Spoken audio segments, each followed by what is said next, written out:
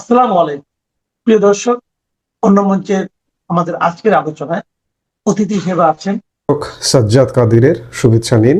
এই মুহূর্তে আপনাদের সামনে কথা বলতে এসে ভারত সরকারের কড়া তদন্তে হাদি হত্যায় নতুন মোড়।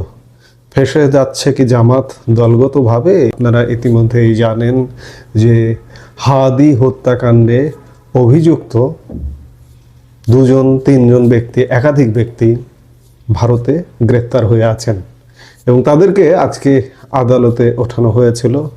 দীর্ঘ তদন্ত, দীর্ঘ জেরা, দীর্ঘ রিমান্ড শেষে তাদেরকে আজকে আদালতে ওঠানো হয়েছে এবং আদালতে ওঠানো এবং আরও কিছু নতুন মোড় ঘটেছে। আমরা সেগুলো নিয়ে এই মুহূর্তে বুঝতে চাই যে আসলে কি ঘটতে যাচ্ছে। বাংলাদেশের তথাকথিত এক ছাত্র নেতা ওসমান হাদি হত্যাকাণ্ডের ঘটে গেল এক নাটকীয় মোড়। যে মামলার জাল গড়িয়েছিল পশ্চিমবঙ্গ পুলিশের এসটিএফ পর্যন্ত, এখন সেই তদন্তের ভার তুলে নিল ভারতের কেন্দ্রীয় তদন্তকারী সংস্থা বা এনআইএ। বুঝুন অবস্থা। পশ্চিমবঙ্গের পুলিশের একটা আঞ্চলিক তদন্তের একটা ব্যাপার ছিল, কিন্তু এই তদন্তটাকে ভারত সরকার কোনোভাবে হালকা করে দেখছে না। এটা কেন্দ্রীয় তদন্ত সংস্থা এনআইএ দায়িত্ব নিল। গত 8 মার্চ পশ্চিমবঙ্গ পুলিশের এসটিএফ এর হাতে গ্রেপ্তার হয়েছিল দুই মূল অভিযুক্ত, রাহুল ওরফে ফয়সাল করিম মাসুদ এবং আলমগীর হোসেন। কিন্তু এখন এই মামলার মোড় যেদিকে ঘুরছে, তাদের এই দুই দেশের কূটনৈতিক ও নিরাপত্তা মহলে তোলপাড় শুরু হয়েছে। বিষয়টা কিন্তু একটা টোকায়, একটা নাম না জানা, নাম গন্ধহীন হাদি, হঠাৎ করে উদয় হওয়া হাদি, একটা হিরো বানানো। হাদির জন্ম কোথা থেকে হলো, সৃষ্টি কোথা থেকে হলো, এটা খুব ছোট্ট বিষয় নয়।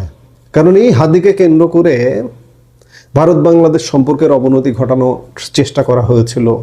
বাংলাদেশের সরকার ব্যবস্থায় একটা ব্যাপক ভিন্ন চিন্তা ছিল। কাজেই এটিকে আর ছোট করে দেখবার কোনো সুযোগ নেই, যার দরুন ভারত সরকার এটিকে কিন্তু খুব কঠোরভাবে নিয়েছে এবং কেন্দ্রীয় তদন্ত সংস্থা এনআইএ এর তদন্ত ভার পেয়েছে আজকে। ঘটনার সূত্রপাত কিন্তু অনেক গভীরে। সম্প্রতি একটি বিশেষ এনআইএ আদালতে তদন্তকারীরা ফয়সাল এবং আলমগীরকে জেলে গিয়ে জেরা বা জেল ইন্টারোগেশনের অনুমতি চান। বিজ্ঞ বিচারক সেই অনুমতি দিয়েছেন। শুধু তাই নয়, তদন্তের স্বার্থে বিচারক ধৃতদের বিরুদ্ধে অত্যন্ত কড়াকড়ি আনলফুল অ্যাক্টিভিস্ট প্রিভেনশন অ্যাক্ট বা ইউএপি এর 16 এবং 18 নম্বর ধারা যুক্ত করার আবেদনও মঞ্জুর করেছেন। এর অর্থ কি জানেন? এর অর্থ হলো এই হত্যাকাণ্ডকে এখন আর সাধারণ অপরাধ হিসেবে দেখা হচ্ছে না। এটিকে একটি সুপরিকল্পিত নাশকতামূলক কাজ বা সন্ত্রাসবাদী কার্যক্রম হিসেবে গণ্য করা হচ্ছে। 16 এবং 18 নম্বর ধারা যুক্ত করা মানে হলো ষড়যন্ত্র এবং সন্ত্রাসী কার্যকলাপের গভীর শিকড় খোঁজা হচ্ছে। তবে সবচেয়ে চমকপ্রদ ঘটনাটি ঘটে যখন আদালত থেকে জেলে ফিরিয়ে নিয়ে যাওয়ার সময় ফয়সাল সংবাদ মাধ্যমের মুখোমুখি হয়। আমরা এটার একটু ক্লিপ সামান্য দেখে আসি। আমি এসব কাজের সাথে জড়িত না। না, No. এটা জামাত বিএনপির একটা চাল হতে পারে। এটা তো আমি জানি না, অ্যাকচুয়ালি আমি জানি না। এই যে আপনারা যে হাদি হাদি করছেন, বাংলাদেশের মানুষ হাদি করতেছে, হাদিটা অ্যাকচুয়ালি একটা জামাতের পর, ওটা একটা জঙ্গি। আমি করিনি। হ্যাঁ, আমি ছিলাম। আমাকে গুলি করতে দেখা যায়। এই যে আপনারা দেখলেন, সেখানে সে এক বিস্ফোরক দাবি করে বসলো যে ফয়সালের সাফ কথা, সে ওসমান হাদি হত্যা করেনি।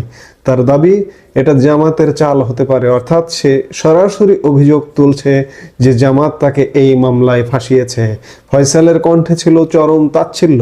সে সংবাদ মাধ্যমকে উদ্দেশ্য করে বলে, আপনারা এত হাদিহাদি করছেন, বাংলাদেশের মানুষ এত হাদিহাদি করছে, কেউ? ও তো জামাতেরই একটা জঙ্গি। একজন তথাকথিত জনপ্রিয় ছাত্র নেতাকে নিয়ে ফয়সালের এই মন্তব্য এখন নতুন বিতর্কের জন্ম দিয়েছে। আমরা এগুলো আগে থেকেই বলে আসছি। হাদি জামাতের সৃষ্টি, হাদির জন্ম, হাদির সৃষ্টি, হাদির মৃত্যু, মৃত্যু পরবর্তী পদক্ষেপ, তার জানাজা, তাকে কবরস্থ করা, আমাদের জাতীয় কবি কাজী নজরুল ইসলামের সমাধির পাশে তাকে কবরস্থ করা হয়েছে। এগুলো সম্পূর্ণ জামাতি চাল। হাদিকে অনেক উচ্চতায় নিয়ে যাবার জন্য এগুলো ষড়যন্ত্রমূলকভাবে করে আসা হয়েছে। আমরা এগুলো দীর্ঘদিন ধরে বলে আসছি। আজকে নতুন করে আবার বিতর্কের জন্ম হলো। প্রশ্ন উঠছে, ফয়সাল কি নিজেকে বাঁচাতে এই রাজনৈতিক তকমা ব্যবহার করছে, নাকি এর পেছনে আসলেই কোনো গভীর সমীকরণ আছে? আমরা আশা করি এটি বেরিয়ে আসবে, কারণ ভারতের কেন্দ্রীয় তদন্ত সংস্থা এটিকে হালকা করে না দেখে এর দায়িত্ব নিয়েছে। ভারত সরকার এর দায়িত্ব নিয়েছে। ভারত সরকার অবশ্যই এর তদন্ত করবে। আমাদের একটু পেছনের দিকে তাকাতে হবে। ঢাকা মহানগর গোয়েন্দা পুলিশ আগেই জানিয়েছিল 12 ডিসেম্বর ঢাকায় হাদিকে লক্ষ্য করে যে নৃশংস গুলি চালানো হয়েছিল তার মূল চক্রী ছিল এই ফয়সালে। সেই হামলায় গুরুতর আহত হওয়ার পর 18 ডিসেম্বর সিঙ্গাপুরের একটি হাসপাতালে শেষ নিঃশ্বাস ত্যাগ করেন ওসমান হাদি। ফয়সাল এবং আলমগীরকে জেরা করে পুলিশ আরও একজনের হদিশ পায়। গত 14 মার্চ ভোরে নদিয়ার শান্তিপুর বাইপাস থেকে ফিলিপ সাংমা নামে এক বাংলাদেশি দালালকেও গ্রেপ্তার করে পশ্চিমবঙ্গ পুলিশের এসটিএফের দাবি, এই ফিলিপই সীমান্ত পেরিয়ে ফয়সালদের অবৈধভাবে ভারতে পালাতে সাহায্য করেছিল। এই অপরাধীরা ভারতের মাটিতে ধরা পড়লেও বাংলাদেশ সরকার তাদের ফিরিয়ে নিতে বদ্ধপরিকর। গত 9 মার্চ ঢাকায় এক সংবাদ সম্মেলনে বাংলাদেশ পুলিশের আইজিপি আলী হোসেন ফকির স্পষ্ট করে জানিয়েছেন যে ভারতের মাটি থেকে ধৃত এই আসামিদের বাংলাদেশ ফেরাতে দুই দেশের বিদেশ মন্ত্রকের মাধ্যমে কূটনৈতিক স্তরে জোরদার তৎপরতা চলছে।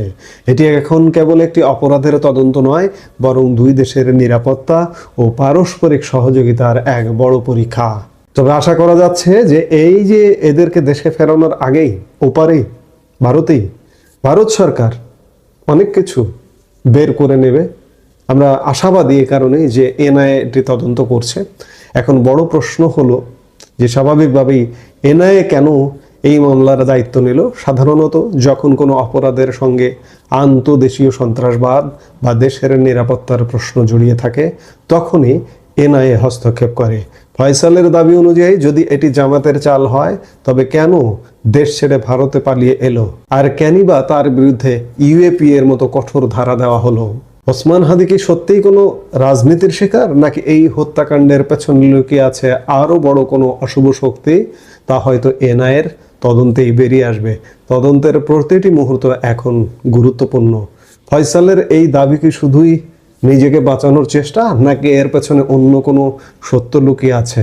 আমরা নিশ্চয়ই সত্য জানতে পারবো অল্প কিছুদিনের মধ্যে, কারণ খুব অল্প সময়ের মধ্যে তদন্তের বেশ অগ্রগতি এবং এনআইএর দায়িত্ব গ্রহণ। আমরা নিশ্চয়ই সেই অবস্থাগুলো জানবার জন্য বা দেখবার জন্য অপেক্ষা করব। আসসালামু আলাইকুম প্রিয় দর্শক, দেখেন সকল কিছুই শুধু লীগকে দোষ দিয়ে, মানে লীগের উপর চাপিয়ে দিয়ে নিজেরা সেফ জোনে থাকবেন। ধরেন আপনি একটা ঘটনা ঘটাইছেন অথবা অন্য যে কেউ একটা ঘটনা ঘটাইছে, যখন দেখতেছে যে এই ঘটনার পরিপ্রেক্ষিতে তাকে অবশ্যই আইনের আওতায় আসতে হবে এবং হবে রফা দফা কিছু একটা হবে, তখনই সে আওয়ামী লীগ শব্দটা ব্যবহার করলো যে আওয়ামী লীগের লোক করছে, এটা আওয়ামী লীগ আওয়ামী লীগ, এটা মানে হাদির বাসা চলে আসতেছে। যাই হাদির ওই বিষয়টা নিয়ে আলোচনা করব, তো সেটা হলো মূল বিষয়। দেখেন আপনি একটু এইভাবে ভাবেন, আপনি যেখানে থাকেন, যেখান থেকে আমার আলোচনা শুনতেছেন, আমার আলোচনাটি শোনার পরে আপনি যদি এইভাবে একটু ভাবেন যে আপনার সামনে আপনি যতটুকু দেখতে পাচ্ছেন খোলা ময়দান, খোলা জায়গা, অথবা বাঁধঝাড়, নয়তোবা আপনার কোনো জঙ্গল, যেখানে আপনি থাকুন না, কোনো শহর গ্রামে যেখানে থাকেন না কেন, নদীতে যদি থাকেন, ধরেন আপনি যতটুকু দেখতে পাচ্ছেন ওইটুকু একটা স্বাধীন ভূখণ্ড ধরেন আপনি। ধরেন স্বাধীন ভূখণ্ড যে এইটুকু, ধরেন এইটুকু একটা স্বাধীন ভূখণ্ড। এই ভূখণ্ডে আপনি দেখতেছেন, মানে আপনি কল্পনার জগতে একটু ভাববেন যে ভূখণ্ডটা হচ্ছে স্বাধীন, কিন্তু একটা সময় পরাধীন ছিল। শাসক শ্রেণী এই ভূখণ্ডে যারা আছে তাদেরকে শোষিত, লাঞ্ছিত, তাদেরকে অপমানিত, তাদেরকে শারীরিক মানসিক নানান দিক দিয়ে তাদেরকে হেনস্থা করছে, অত্যাচার করছে এবং যত সম্পদ অর্থ সব কিছু লুটে পুটে নিয়ে গেছে, আর এদেরকে গোলাম দাসী বানিয়ে রাখার একটা চেষ্টা তাদের ছিল। এখন এই ভূখণ্ডের মানুষ স্বাধীনতার জন্য অনেক চেষ্টা, অনেক চিন্তা, কিন্তু সেরকম নেতৃত্ব তারা খুঁজে পাচ্ছিল না। কারণ আছে, কারণ হলো যে এই ভূখণ্ডটার মানুষ তুলনামূলকভাবে একটু ভীতু, একেবারে ভীতু না, ভীতু শব্দটা ব্যবহার করা উচিত না, মানে তুলনামূলকভাবে সাহস কম, কিন্তু তারা সঠিক সময় একটা নেতৃত্ব পেয়েছে এবং সেই নেতৃত্বের পরিপ্রেক্ষিতে তাদের ওই যে কম সাহসটা অতিরিক্ত সাহসে রূপান্তরিত হয়েছে, ভালো বেশি রূপান্তরিত হয়ে তারা নিরস্ত্র, কিন্তু ওই যে শাসক শ্রেণী যারা শোষিত, যাদের দ্বারা শোষিত এই শ্রেণী, এই ভূখণ্ডের মানুষ, তারা ওই সশস্ত্র বাহিনীর উপর ঝাঁপিয়ে পড়লো। 9 মাস রক্তক্ষয় যুদ্ধ হলো, হয়ে তারা বিজয় অর্জন করলো। কিন্তু ওর মধ্যে আর একটা একটু ম্যাটিকুলাস ডিজাইন আছে, সেটা হলো যে এই যে ভূখণ্ডের ওই যে শোষিত মানুষ, মানে এই ভূখণ্ডেরই মানুষ, অন্য কোথাও থেকে আসে নাই, ওই শাসক শ্রেণী যারা শোষণ করতেছেন তারা অন্য কোথাও থেকে আসছেন, অন্য রাষ্ট্র থেকে আসছেন, কিন্তু এই ভূখণ্ডেরই মানুষ, এই ভূখণ্ডেরই সন্তান, এদের মধ্যে আবার অনেকে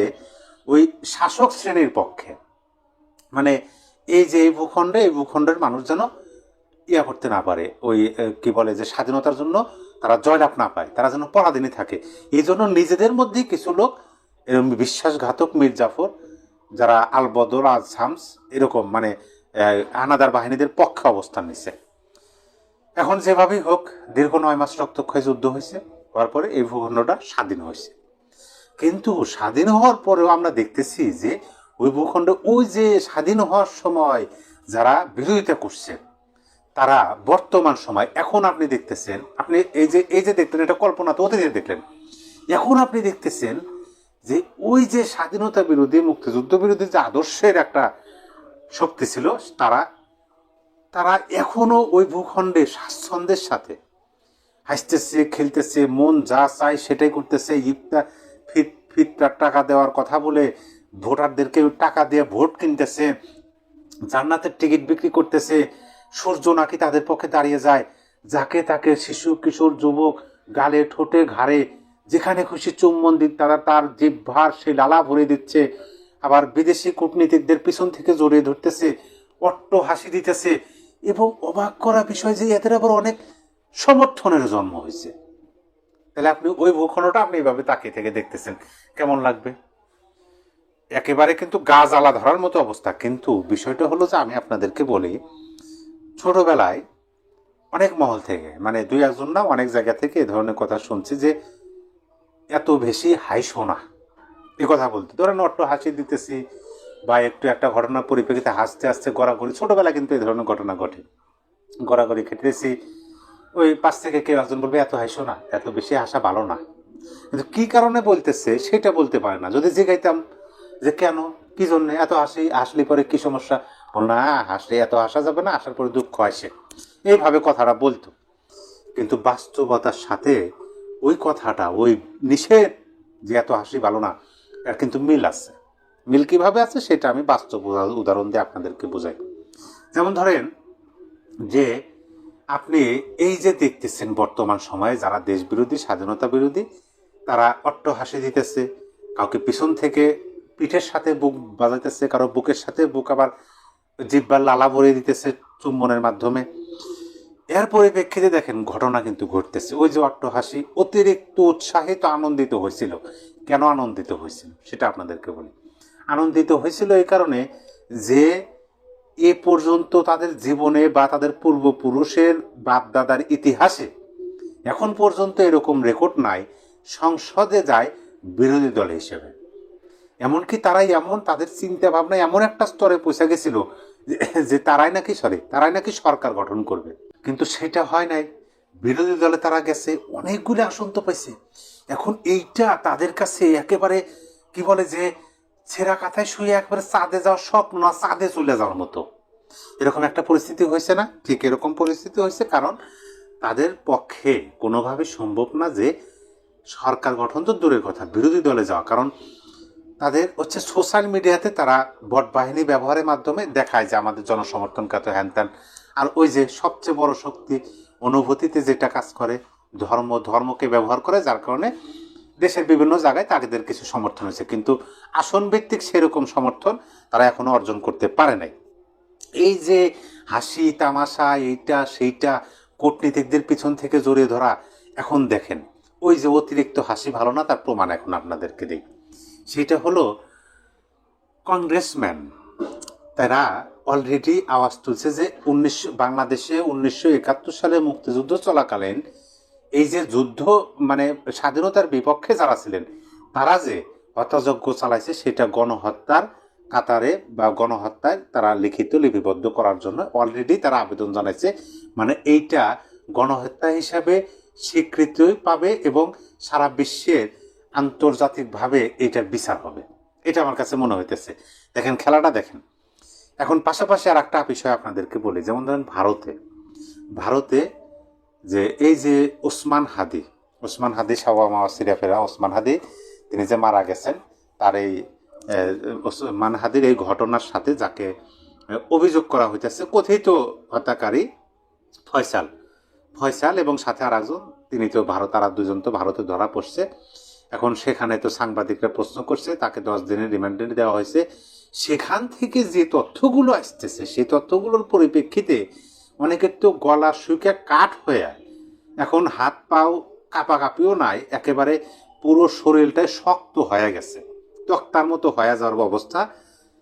কোন দিকে যায় মোর এটা কিন্তু বলা যায় না। তবে আমি যে এই যে বিস্তারিত, আমি ওইদিকেও যাব না, ওইদিকেও আমি ফয়সাল যে সাংবাদিকদের কয়েকটা শব্দ বলছে আপনারা ইতিমধ্যে জানেন, আপনারা সেগুলো বুঝতে পারতেছেন কি হইতেছে।